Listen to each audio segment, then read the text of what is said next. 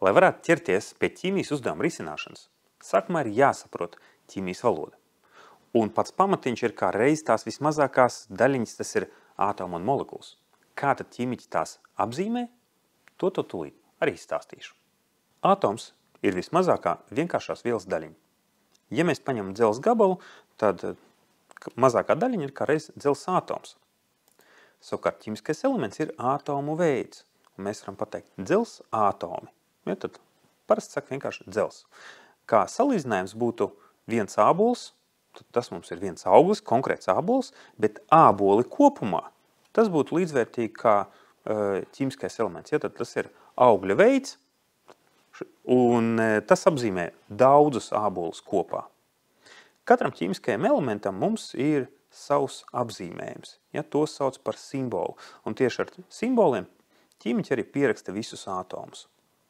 Periodiskajā tabulā mēs varam redzēt visus ķīmiskos elementus. Katrs šis te lauciņš apzīmē vienu konkrētu ķīmisko elementu, ja, no kā var būt uztaisīta kāda viela. Ja mēs pastamies, kas tad tajā tabulā mums ir, tad pirmais, protams, vienmēr ir elementa simbols. Var teikt tā, ka varētu katru reizi pierakstīt elementa nosaukumu, bet kāpēc jāraksta vesels vārds, ja var pierakstīt vienu burtu. Ja, tik galvenais atcerēties, ar kādu burtu tad mēs apzīmējam šo te konkrēto ātomu veidu. Nu, un tad ir vēl citi lielumi, par kuriem mēs apstīsim arī vēlāk, tad tas ir kārtas skaitlis un relatīva ātomasa. Katrs ķīmiskais elements var būt apzīmēts ar vienu burtu vai ar diviem burtiem. Piemēram, ogleklis ir apzīmēts ar vienu burtu, un periodiskajā tabulā tādu kopumā ir 13 elementi. Bet visi pārējie, tas ir, ja no 118 mēs atņemam 13, mēs iegūstam 105. Tad tie elementi ir apzīmēti ar diviem burtiem. Un svarīgi atcerēties to, ka pirmais burts vienmēr ir lielais. Ja, katram ķīmiskajam elementam pirmais burts ir lielais. Bet, ja arī ir otrais burts, kas ir tiem 105 elementiem, tad tas parasti ir mazais. Pamēģināsim tagad atbildēt, kur tad ir viens elements un kur ir vairāki. Ja mēs skatāmies, te mums ir viens lielais elements, tas ir ogleklis, tātad šeit mums ir viens elements. Ja, tad viens elements. CO mēs redzam, kad ir divi burti, bet abi ir lieli, un tad šeit mums ir ogleklis, un šis mums ir skābeklis. Tātad te mums ir divi elementi, un tas nav vairs viens elements. CO, tad mums ir lielais burts, mazais burts, un šis ir viens elements, kobalts. Ja, tad te mums ir Ca, atkal mēs redzam lielais burts, mazais burts, tad viens elements. Cs, divi lieli burti, tad mums ir ogleklis un sērs, ja, divi atsevišķi ķīmiskie elementi, un tas jau ir savienojums. Tad tas nav elements atsevišķi. Cs, tad mums ir lielais burts, mazais burts, un tas ir cēzijs. Ja, tad šeit mums ir atsevišķi elements. Tagad pamēģināsim otru stabiņu. S, tas mums ir sērs. Ja, tad tas ir atsevišķi ķīmiskais elements. Si, lielais burts, mazais burts. Un kopā Si, tas ir silīcijs. Ja, tad arī atsevišķi ķīmiskais elements. Si, tas mums ir sērs un jods.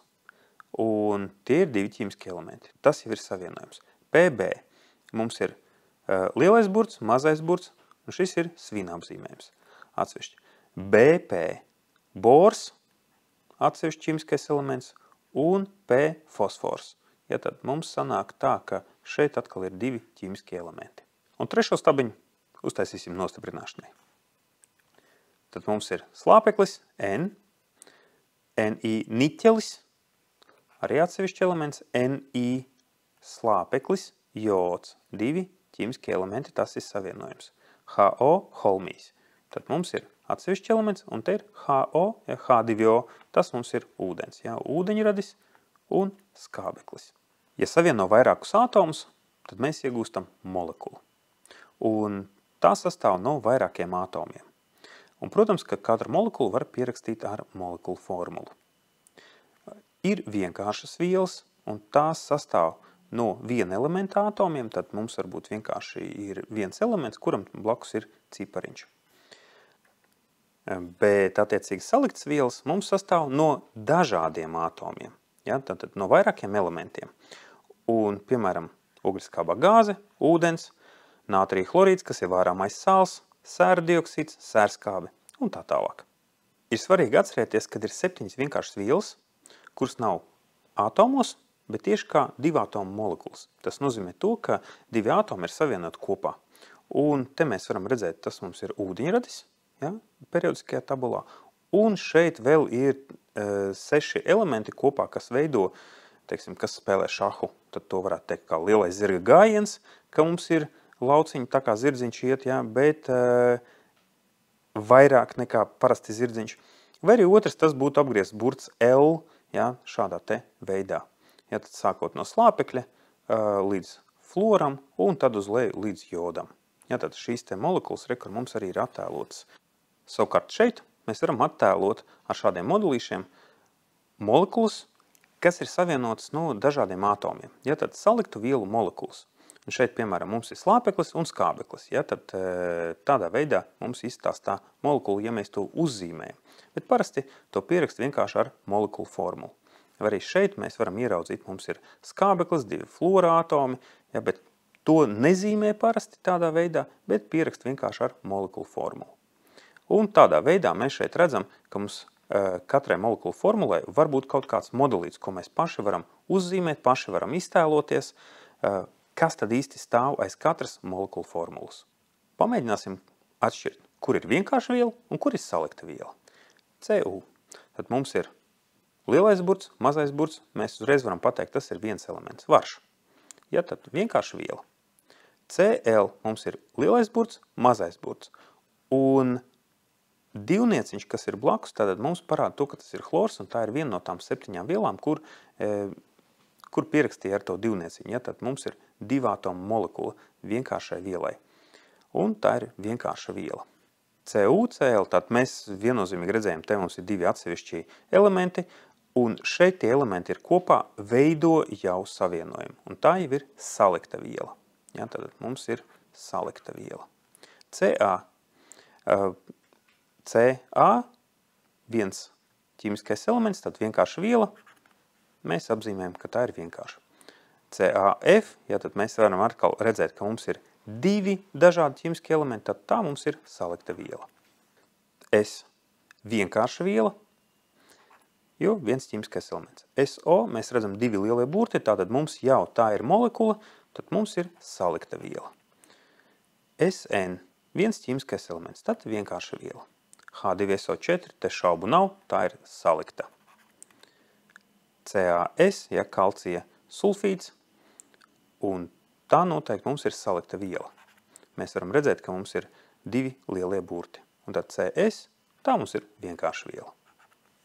Un trešo stabiņu nostiprināšanai. N vienkārša viela, Na vienkārša viela, nātrija chlorīds salikta viela,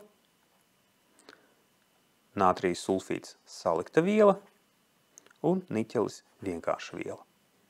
Tagad tu zini, ka visas ķīmiskās vielas mēs varam pierakstīt uz papīra. Pierakstot tās, izmantojot kā reizes simbolus. Un simbols faktiski ir kā ķīmijas alfabēta burts.